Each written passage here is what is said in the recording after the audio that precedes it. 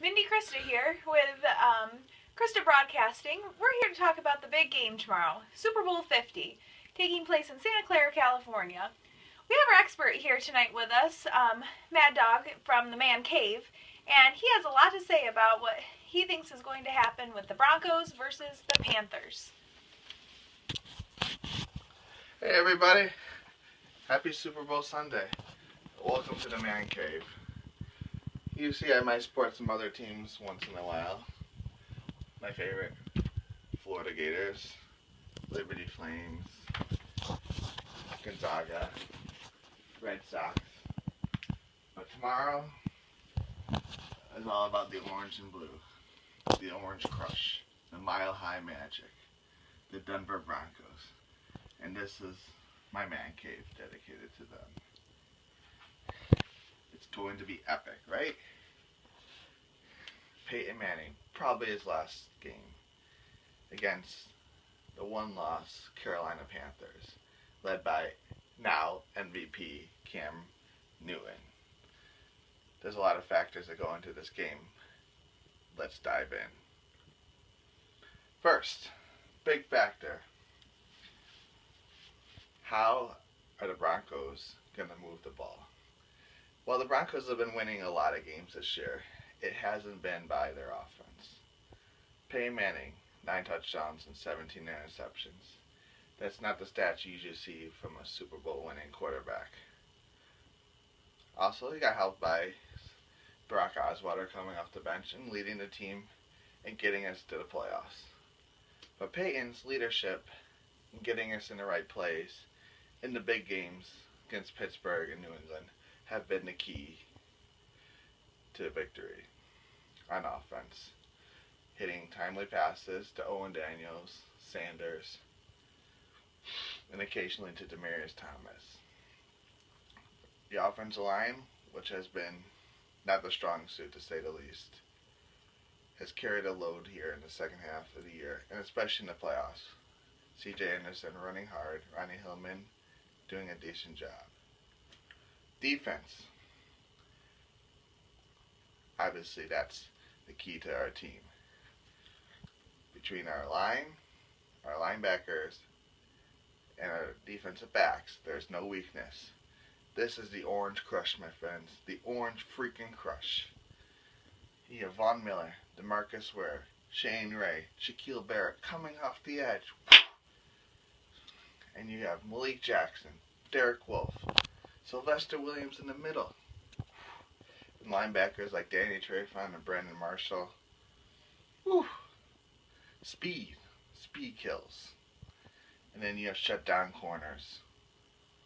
Chris Harris Jr., Aqib Talib. And then we'll have T.J. Ward and Darian Stewart in the middle of the defensive backs. Sounds like a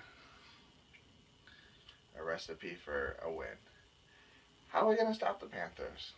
How are we going to stop one of the best rushing attacks? How are we going to stop Cameron Newton from throwing the ball to Greg Olsen? Those are going to be the wins and loses this game. How we react to it. Where are we going to be able to fill the box to stop the run? Is that going to leave us vulnerable in the back? I don't think so. I think because our line is so strong that we're going to be able to keep people in the back and limit the amount that Cam is able to throw the ball deep to take in Olsen and Brown. Do we have any questions from the audience? I think there are a couple of things the audience might be wondering, and the first is whether there are any injuries that might be holding the Broncos down still at this point in the season. It's a long season. It's a tough season. Is anything going to hold us down tomorrow's game?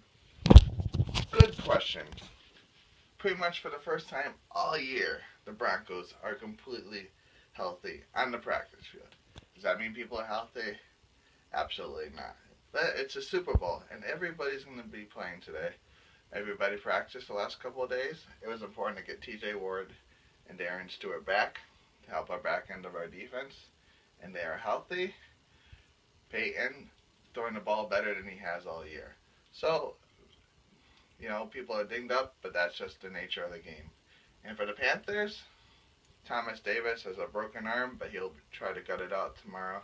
And Jared Allen and his broken foot, he'll be playing tomorrow also. So, injuries should not be a factor, and that's what you want in the biggest game of the year.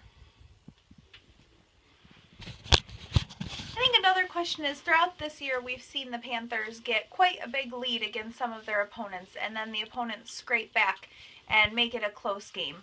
When should a Broncos fan be nervous tomorrow if the Panthers do kick off to an early lead? Great question.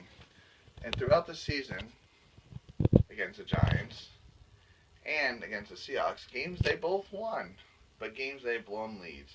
You might even remember the Monday Night Football game against the Colts where they're up double digits in the fourth quarter. So yes, the Panthers are a fast starting team. It feels like they've got 2 touchdowns when the game kicks off. But yes, as a fan, don't get concerned.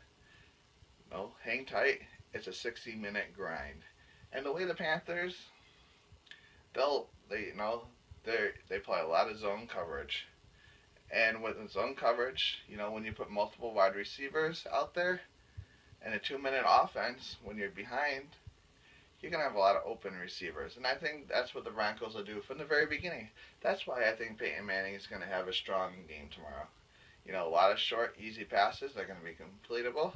You know, you're going to try to stay away from the one-on-one matchups with Josh Norman and Marius Thomas, because that's what Josh Norman is strong suit. But we'll use our zone coverages to maximize a lot of opportunities. Again, the Panthers may and probably might get off to a good start, but don't get concerned. Very good. Well, I think we're going to have quite an exciting game tomorrow night, and I hope that all goes well for all the Broncos fans. Thanks for being with us, Man Dawg from the Man Cave. All right. Well, before we take off, let's take a look at some of the memories from prior years. All right, let's take a trip down memory lane here. Come over here. Right here, you have a picture of, you know, the vintage Orange Crush defense and John Elway. These teams were gritty, hard-nosed, but unfortunately these years were the Super Bowl loss years to the Redskins, to the Giants.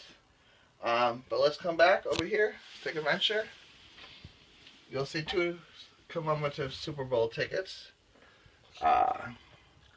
This one here, January 25th, 1998, between Denver and Green Bay. John Elway's first Super Bowl. Come back the next year, and they beat the Falcons in the Super Bowl for John Elway to go out on top. So 2-time Super Bowl champions. Right here, this is a signed Peyton Manning helmet. Peyton Manning signifies the resurgence of the Broncos, you know, 4 times straight AFC West champions. He's brought stability to this organization and leaves, you know, a good future. You know, I believe he's taught Brock Osweiler a lot. So when his time comes, you know, he'll be able to lead the Broncos. But, you know, we owe a lot to Peyton Manning as a Bronco fan. You know, here, you know, you've got a mixture of, you know, John Elway, you know, Super Bowl pennants, Super Bowl winning pennants, you know, old school. This, you know, this is vintage, you know, Denver Bronco memorabilia, you know, brings back, you know, how long and how much of a journey it is to be a fan. Just like the season is a journey, fanship is a journey. You know, as fans, that's all we can do is to give it our all and hope and pray that all goes well. And I believe the Orange Crush will come out on top tomorrow. And this is Ryan reporting from the Man Cave, hanging out with the Mad Dog. Check out.